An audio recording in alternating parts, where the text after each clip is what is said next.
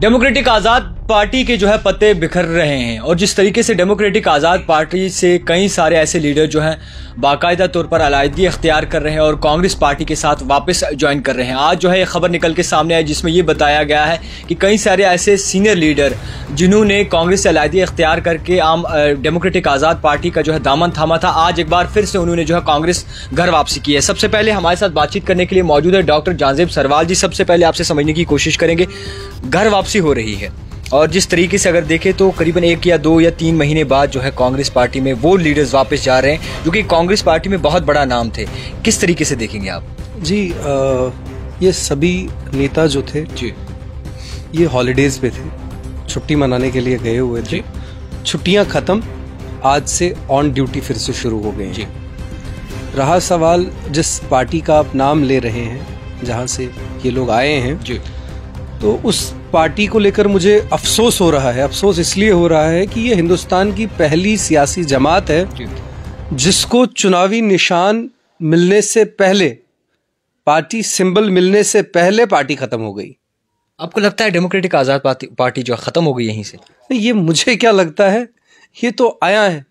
एक पार्टी के 2 vice chairperson, एक जम्मू रीजन का, एक कश्मीर रीजन का, दोनों चले गए। 2 बड़े फेसेस जो थे पार्टी के, बाकी कई सारे अन्य नेता जी, मतलब 20-25 लोगों को लेकर तो इन्होंने कहा था कि अब हम ये 20-25 सीटें जीतेंगे, तो उसमें से 17-18 लोग तो निकल गए। अगर फैक्ट्स एंड फिगर्स पर ही बात की जाए, अगर नंबर्स पर ही बात की जाए, तो उस पार्टी में अब कुल मिला के 2-4 लोग बचे हुए हैं, जो हो सकता है ये सर्दियां टलने के बाद जी, बाहर आते आते वो भी बाहर हो जाए। कद्दावर नेता तो अभी भी पार्टी में है जी। कौन से कद्दावर नेता? गुलाम नबी आज़ाद साहब। अच्छा, नहीं, मैं तो तभी मैंने आपसे पूछा कि कौन से कद्दावर नेता।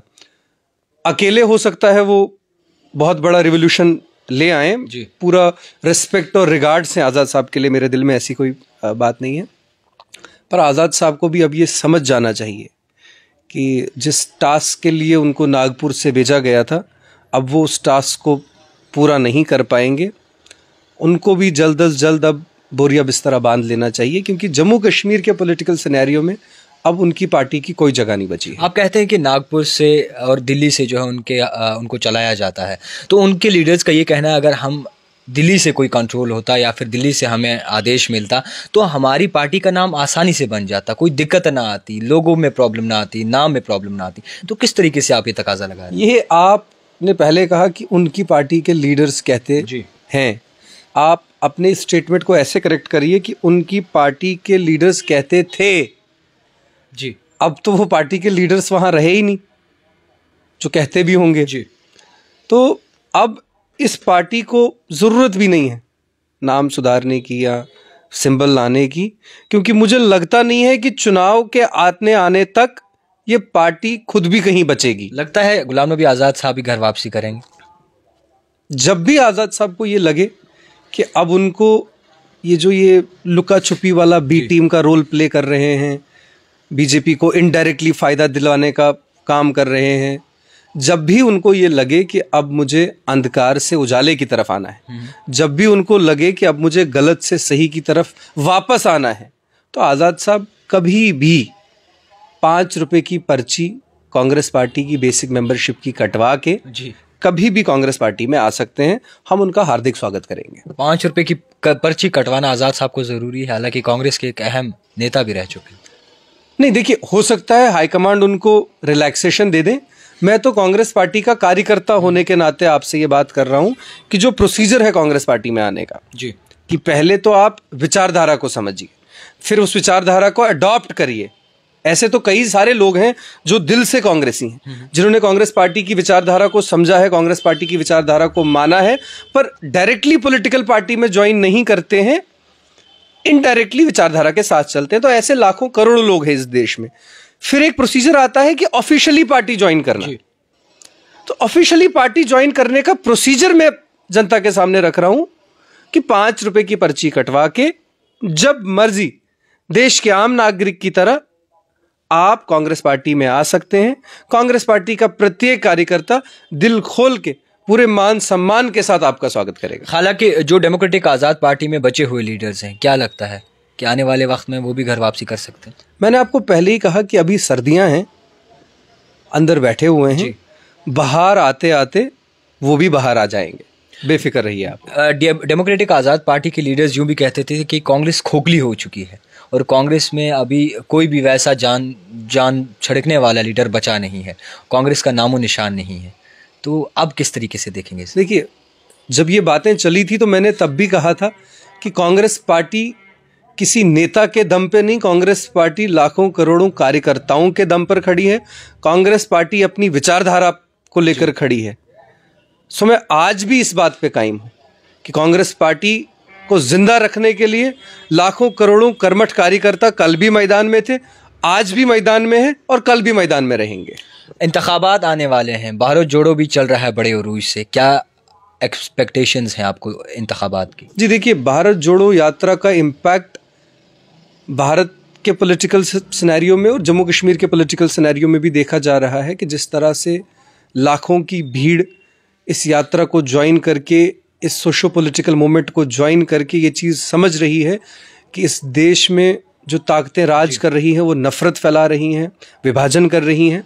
सो इन नफ़रत की ताकतों के ख़िलाफ़ जिस तरह से लोग यात्रा में जुड़ रहे हैं, यकीनन इसी तरीके से आने वाले इंतखाबात में लोग इन नफ़रत फैलाने वाली ताकतों को रिजेक्ट करके मोहब्बत, प्यार और हुब्बुल वतनी फैलाने वाली पॉलिटिकल पार्टीज़ का साथ देके आने वाले समय में नेशनल लेवल पर भी, ऑल इंडिया लेवल पर भी भारतीय राष्ट्रीय कांग्रेस की सरकार बनेगी।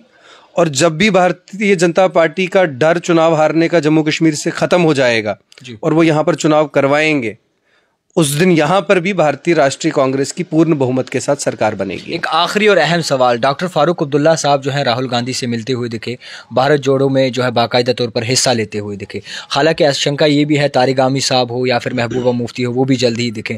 तो बाकी जो लीडर्स हैं, यानी कि रीजनल पार्टीज़ के बाकी जो सदर हैं, वो खास नहीं दिखे और उन्होंने साफ तौर पर मना कर दी। जैसे कि पीपल्स कॉन्फ्रेंस की बात करें, अपनी पार्टी की बात करें, मुख्तलिफ ऐसी पार्टीज़ की बात करें।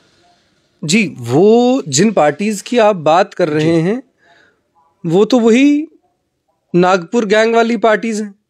तो नागपुर गैंग का भारत जोड़ने से तो कोई ताल्लुक ही नहीं है ना। नागपुर गैंग का तो आज़ादी से पहले भी भारत तोड़ने वाली ताकतों के साथ अलायंस था जी, और अभी भी भारत को तोड़ने वाली ताकतों के साथ ही अलायंस है। तो उनसे आप एक्सपेक्ट मत करिए कि वो भारत को जोड़ने वाली ताकतों के साथ जुड़ेंगे। ये A team, B team, C team, D team, XYZ teams जो हैं ये वहीं उसी पास से रहेंगी, ये इस पास से आने वाली नहीं है। इनसे ये एक्सपेक्ट करना गलत है। पर हाँ, जो लाइक माइंडेड पॉलिटिकल पार्टीज़ हैं, सेकुलर माइंडेड पॉलिटिकल पार्टीज़ हैं, वो सब की सब भारत जोड़ो यात्रा का हिस्सा बनेगी और भारत से नफ़रत को दूर रखने में, भारत में बाही को बाही से लड़वाने वाली ताकतों को दूर रखने में, इस भारत जोड़ो यात्रा में जो एक एक कदम चल रहा है उसके साथ कदम से कदम मिला के देश में एक बार फिर मोहब्बत, हुब्बुल वतनी, प्यार, भाईचारे की फिजा को जिंदा करेंगे।